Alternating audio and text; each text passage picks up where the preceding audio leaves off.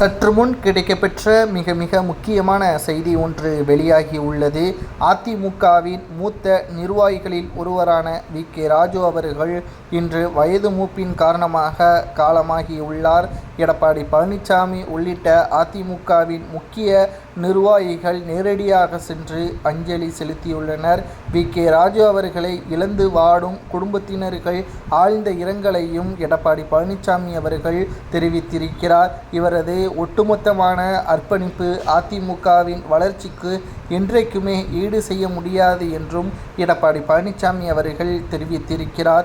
கடைசி வரை எனக்கு ஆதரவாக செயல்பட்டவர் தான் வி.கே. ராஜு அவர்கள் என்று எடப்பாடி கூறியுள்ளார். தற்பொழுது இதனைத் தொடர்ந்து வேறொரு செய்தியை நாம் பார்க்கும் பொழுது, அதிமுக வருகின்ற சட்டசபை தேர்தலில் வெற்றியடையுமா என்று விசாரணை மற்றும் கருத்து கணிப்புகள் மூலமாக நாம் மக்களிடம் நேரடியாகவே களத்தில் ஆராய்ந்து கேட்டறிந்தோம்.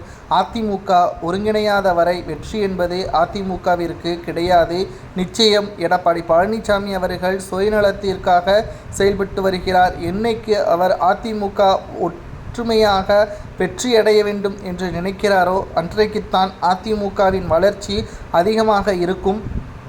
மறைந்த முதல்வர் ஜெயலலிதா அவர்களுக்கு பிறகு அதிமுகவே தற்பொழுது மிக மோசமான நிலைமைக்கு மாறிவிட்டது. ஒரே பெண்மணியாக ஒட்டுமொத்த அதிமுகவையும் தனது கட்டுப்பாட்டில் வைத்திருந்தார். ஆனால் எடப்பாடியோ ஒட்டுமொத்த தொண்டர்களையும் எதிர்க்கக்கூடிய வகையில் களத்தில் தொண்டர்கள் இல்லாமல் தலைவர்களால் வெற்றியடைய முடியுமா?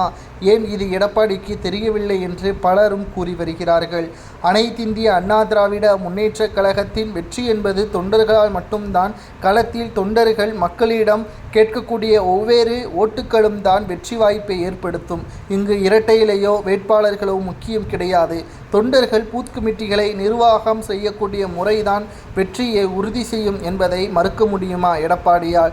ஏன் எடப்பாடி பழனிசாமி அவர்கள் இவ்வாறு செய்கிறார் என்று ஒவ்வொரு மக்களும் தற்பொழுது கருத்துக்களை தெரிவித்து வருகிறார்கள். கொரோனா காலகட்டத்தின் பொழுது எடப்பாடி சிறப்பாகத்தான் செயல்பட்டார். அதில் எந்த ஒரு மாற்று கருத்தும் கிடையாது. ஆனால் கட்சியை வழிநடத்துவதற்கும் ஆட்சியை இன்னமும் சிறப்பாக செயல்படுத்துவதற்கும் எடப்பாடிக்கு ஒற்றுமை என்பது தேவை.